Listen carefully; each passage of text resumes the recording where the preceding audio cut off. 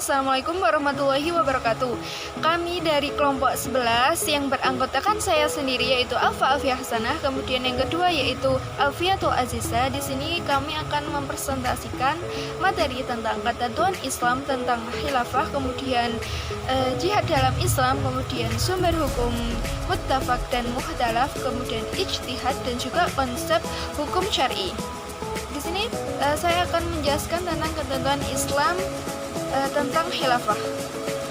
Nah, jadi kata khilafah seakar dengan kata khalifah, yaitu bentuk kata dari mufrad, kemudian khalaif, yaitu merupakan jamak, kemudian dari kata-kata tersebut semua padanan kata tersebut berasal dari kata dasar fi'il madhi. Kata khalifah dengan segala padanannya telah mengalami perkembangan arti baik dari segi khusus maupun dari segi umum. Nah, dalam First Encyclopedia of Islam, khalifah berarti wakil, pengganti, penguasa, gelar bagi pemimpin tertinggi dalam komunitas muslim dan bermakna pengganti Rasulullah. Nah, istilah khilafah adalah sebutan untuk masa pemerintahan khilafah dalam sejarah. Khilafah sebutan bagi suatu pemerintahan pada masa tertentu seperti khilafah Abu Bakar, kemudian khilafah Umar bin Khattab dan juga khilafah-khilafah yang lainnya.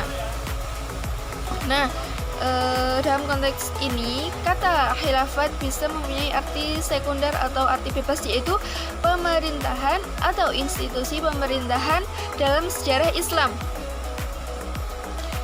Kemudian adapun dasar hukum wajibnya khilafah, yaitu siapapun yang menelaah dalil-dalil syar'i dengan cermat dan ikhlas akan menyimpulkan bahwa menegakkan daulah khilafah hukumnya wajib atas seluruh kaum muslimin. Di antara argumentasi syar'i yang menunjukkan hal tersebut adalah sebagai berikut. Yang pertama yaitu dalil Al-Quran. Terdapat pada Quran surat An-Nisa ayat 59 yang berbunyi, Ya ayyuhalladzina amanu ati'ullaha wa ati'ur rasula wa ulil amri minkum. Yang artinya, hai orang-orang yang beriman, taatilah Allah dan taatilah Rasulnya dan ulil amri di antara kamu. Tidak diragukan lagi bahwa perintah untuk menaati ulil amri mengandung perintah untuk mewujudkan orang yang berhak untuk ditaati. Yang dimaksud di sini ialah khalifah. Yang dimaksud di sini adalah khalifah atau pemimpin. Kemudian dalil dari hadis Rasulullah SAW. Rasulullah SAW bersabda yang artinya, dulu Bani Israel selalu dipimpin dan dipelihara urusannya oleh para nabi. Setiap nabi meninggal, nabi lain menggantikannya. Sesungguhnya tidak ada nabi sesudahku. Akan tetapi nanti ada banyak khalifah. Hadis riwayat Al-Bukhari dan Muslim. Jadi sudah jelas ya dari dalil-dalil tersebut bahwasannya khalifah maupun khilafah itu sudah ada sejak dulu dan diwajibkan untuk negara dimanapun itu. Kemudian kriteria khilafah menurut Syekh Muhammad Al-Hasan Ad-Syaqiti dan juga menurut HTI paling tidak ada 7 syarat atau kriteria menjadi seorang khalifah. Yang pertama yaitu muslim, kemudian laki-laki, kemudian merdeka, kemudian balik, kemudian bukan orang yang bodoh atau berilmu karena ikut-ikutan atau bisa disebut dengan taklid. Kemudian syarat selanjutnya yaitu adil, kemudian amanah serta mampu. Itu tadi merupakan kriteria untuk menjadi seorang khilafah. Kemudian selanjutnya, materi yang selanjutnya yaitu jihad dalam Islam. Apa itu jihad? Jihad berasal dari kata jahada yang berarti mencurahkan segala kemampuan atau untuk tercapainya sesuatu yang diinginkan. Berjuang bersungguh-sungguh dalam intinya kita berjuang bersungguh-sungguh. Nah, dan dalam dasar hukum jihad terdapat dalam Al-Quran surat Al-Hajj juz 22 ayat 78 yang berbunyi wajahidu fillahi haqqa jihadih, yang artinya dan berjihadlah kamu pada jalan Allah dan jihad yang sebenar-benarnya. Kemudian apa saja syarat-syarat jihad? Nah, menurut Syekh Abu Syujak, yaitu syarat-syarat jihad ada 7, antara lain Islam, kemudian balik, kemudian berakal, kemudian merdeka, laki-laki, sehat, dan kuat berperang. Kemudian yaitu selanjutnya rukun jihad. Menurut Syekh Abu Syujak, rukun jihad meliputi yang pertama, tegas dan siap mati karena ketika menghadapi musuh, siap menghadapi musuh, kemudian siap mati karena Allah Ta'ala mengharamkan mujahid mundur dari serangan musuh, kemudian diharuskan berzikir kepada Allah Ta'ala untuk meminta bantuan, kemudian taat kepada Allah dan Rasulnya, kemudian tidak menimbulkan konflik ketika memasuki kencah perang, kemudian sabar dan tetap dalam kesabaran. Selanjutnya macam-macam jihad itu ada 2. Yang pertama yaitu jihad an-nafs, yaitu jihad dalam arti mengubah hawa nafsu, dan juga yang kedua jihad al-mal. Kemudian sumber hukum Islam muttafaq dan mukhtalaf. Yang pertama, sumber hukum muttafaq. Sumber hukum muttafaq adalah sumber hukum Islam yang telah disepakati oleh seluruh umat Islam. Berikut ini merupakan sumber-sumber hukum yang muttafaq. Yang pertama ada Al-Quran. Lihat dari kejelasan maknanya, ayat Al-Quran ini terbagi menjadi 2, yaitu ayat muhkamat dan juga ayat mutasabihat. Kemudian yang kedua yaitu as-sunnah, macam-macam as-sunnah, yaitu sunnah qauliyah, kemudian sunnah fi'liyah, kemudian sunnah takririyah. Kemudian yang ketiga yaitu ijma. Nah, macam-macam ijma ini atau tingkatan ijma ini meliputi ijma sarih, kemudian ijma sukuti, dan juga qiyas. Kemudian selanjutnya sumber hukum mukhtalaf. Nah, sumber hukum mukhtalaf adalah sumber hukum Islam yang diperselisihkan seluruh ulama. Berikut adalah sumber-sumber hukum yang mukhtalaf. Yang pertama yaitu istihsan. Istihsan itu menurut bahasa berarti menganggap sesuatu lebih baik atau mencari kebaikan. Menurut ulama ushul fikih ialah berpaling pada suatu masalah dari suatu hukum yang sama menunjukkan hukum lain karena ada alasan yang lebih kuat. Imam Asy-Syarkazi dalam kitabnya Al-Mabsut menyimpulkan bahwa istilah istihsan ialah menghindarkan kesulitan demi kemudahan, sebab kemudahan merupakan unsur pokok atau prinsip dalam agama. Kemudian macam-macam dari istihsan. Yang pertama yaitu istihsan sunnah, kemudian istihsan ijma, kemudian ada ijtihad ad-darurat. Selanjutnya itu maslahah mursalah. Maslahah mursalah ini didefinisikan sebagai upaya mengambil manfaat dan menghilangkan mafsadat atau mudarat. Dari sini dapat dipahami bahwa maslahat memiliki 2 tema, yaitu adanya manfaat dan juga menjauhkan dari mudarat. Nah, kemudian selanjutnya itu urf adalah sesuatu yang telah saling dikenal oleh manusia dan mereka menjadikan tradisi. Kemudian selanjutnya yaitu syar'un man qablana. Nah, di definisi syar'u man qablana adalah hukum-hukum yang disyariatkan Tuhan kepada umat-umat sebelum kita yang diturunkan melalui para nabi dan para rasul untuk disampaikan pada seluruh masyarakat pada waktu itu. Kemudian selanjutnya itu istihsab. Istihsab berarti menganggap status sesuatu atau hukumnya tetap seperti keadaan semula tanpa perubahan sebelum terbukti ada sesuatu yang mengubahnya atau membatalkannya. Kemudian selanjutnya itu sadud zariyah. Nah, setiap sesuatu yang menghubungkan kepada sesuatu yang dilarang yang mengandung kemafsadatan dan juga kemudaratan. Kemudian yaitu mazhab sahabi. Mazhab sahabi adalah pendapat sahabat Rasulullah SAW tentang suatu kasus di mana hukumnya tidak dijelaskan secara tegas di dalam Al-Quran dan hadis. Bismillahirrahmanirrahim.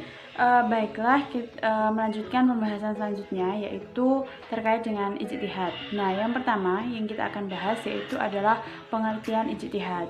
Jadi, ijtihad itu menurut asalnya itu artinya adalah bersungguh-sungguh atau pengerahan segala kemampuan untuk mengerjakan sesuatu yang sulit. Nah, dilihat atas dasar ini, maka tidak tepat apabila kata ijtihad itu dipergunakan untuk melakukan sesuatu hal yang mudah ataupun ringan, seperti itu. Kemudian, makna ijtihad secara terminologi itu menurut para ulama usul itu memandang bahwa ijtihad adalah pengerahan segenap kesungguhan dan kemantapan yang dimiliki oleh seorang ahli fikih untuk menghasilkan keyakinan tentang suatu hukum, seperti itu. Nah, kemudian untuk definisi lain dari ijtihad itu ada yang mengatakan bahwa ijtihad itu adalah mencurahkan segenap usaha untuk sampai kepada hukum syar'i dari dalil tafsili yang termasuk dalil syar'i pula, seperti itu. Pembahasan selanjutnya yaitu terkait dengan fungsi ijtihad. Nah, adapun fungsi dari ijtihad itu diantaranya yang pertama, ijtihad itu merupakan sumber hukum Islam yang ketiga setelah Al-Quran dan juga hadis. Kemudian fungsi yang kedua, ijtihad itu merupakan sarana untuk menyelesaikan persoalan baru yang muncul dengan tetap berpegang pada Al-Quran dan juga hadis atau sunnah, seperti itu. Kemudian ijtihad itu juga berfungsi sebagai suatu cara yang disyariatkan untuk menyesuaikan perubahan-perubahan sosial dengan ajaran-ajaran Islam, seperti itu.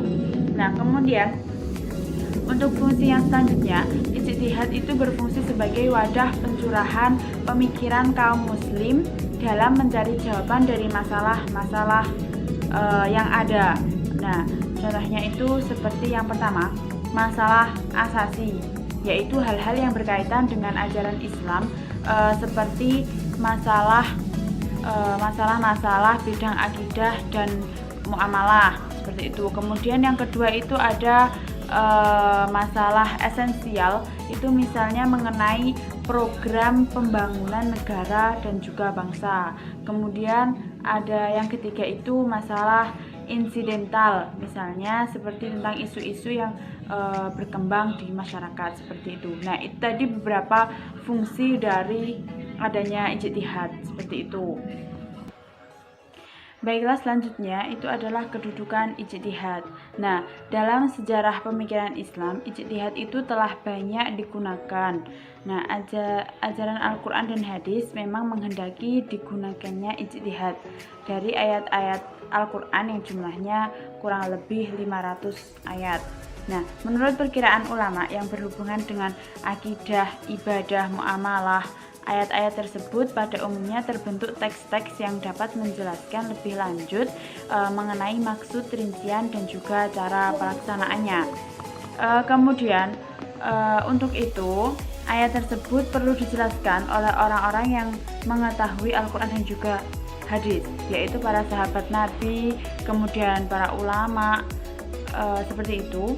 Penjelasan oleh para sahabat dan juga para ulama tersebut itu disebut dengan ijtihad. Jadi, kedudukan ijtihad itu adalah menjadi sumber hukum yang ketiga setelah Al-Quran dan juga hadis, seperti itu. Baiklah, untuk pembahasan kita yang selanjutnya yaitu terkait dengan konsep hukum syar'i. Nah, ada apa saja di dalam hukum syar'i itu? Yang pertama itu ada al-hakim. Nah, kita harus mengetahui terlebih dahulu apa itu al-hakim. Nah, al-hakim itu berasal dari kata hakima. Nah, hakima itu secara etimologi berarti orang yang memutuskan hukum. Dalam istilah fikih, hakim merupakan orang yang memutuskan hukum di pengadilan yang sama maknanya dengan qadhi, seperti itu. Dalam kajian usul fikih, hakim juga berarti pihak penentu dan pembuat hukum syariat secara hakiki, seperti itu. Baiklah, itu tadi terkait dengan al-hakim. Kemudian konsep hukum syar'i yang kedua itu adalah al-hukmu. Nah, al-hukmu itu biasa disebut dengan hukum. Nah, hukum itu yaitu berarti mencegah atau memutuskan. Kemudian ahli usul fikih itu mendefinisikan hukum yaitu sebuah ketentuan Allah yang berhubungan dengan perbuatan mukallaf, baik berupa tuntutan melakukan atau meninggalkan ataupun pilihan atau berupa ketentuan seperti itu. Nah, itu pengertian dari al-hukmu. Selanjutnya, konsep hukum syar'i yang selanjutnya yaitu adalah mahkum fih. Nah, mahkum fih itu apa? Mahkum fih itu adalah perbuatan-perbuatan orang mukallaf yang dibebani suatu hukum, seperti itu. Jadi, para ulama usul fikih itu menyatakan bahwa yang dimaksud dengan mahkum fih itu adalah objek hukum. Artinya, mahkum fih itu adalah perbuatan dari orang mukallaf yang terkait dengan titah syar'i itu, yang bersifat tuntutan melakukan ataupun tuntutan untuk meninggalkan, kemudian memilih dari suatu pekerjaan, dan juga sesuatu yang bersifat syarat, sebab, halangan, azimah, rukhsah, sah, serta batal. Jadi, mahkum fih itu merupakan hasil dari perbuatan manusia yang mukallaf yang erat hubungannya atau bersangkutan dengan hukum syara agama Islam. Seperti itu. Kemudian konsep hukum syara yang selanjutnya itu adalah mahkum alaih. Nah, apa sih mahkum alaih itu? Jadi, mahkum alaih itu adalah orang-orangnya, yaitu orang-orang mukallaf yang dibebani hukum. Nah, kemudian adapun syarat-syarat syahnya seorang mukallaf yang menerima beban hukum itu ada dua macam, yakni yang pertama itu ia sanggup memahami kitab-kitab pembebanan atau tuntutan syara yang terkandung dalam Al-Quran dan Sunnah, baik secara langsung maupun melalui orang lain, seperti itu. Nah, kemudian untuk syarat sah yang kedua itu dia mempunyai kemampuan menerima beban. Dasar pembebanan hukum bagi seorang mukallaf adalah akal dan juga pemahaman, seperti itu. Nah, itu tadi terkait dengan konsep hukum syar'i. Jadi itu ada 4. Yang pertama tadi ada al-hakim, yaitu orang yang memberikan keputusan. Kemudian ada al-hukmu. Al-hukmu itu adalah ketentuannya. Kemudian mahkum fih itu adalah perbuatannya. Dan mahkum alaih itu adalah orangnya, seperti itu. Nah, dan itu tadi sedikit pembahasan dari kelompok kami. Apabila ada kurangnya kami mohon maaf. Semoga bermanfaat. Akhirnya, wassalamualaikum warahmatullahi wabarakatuh.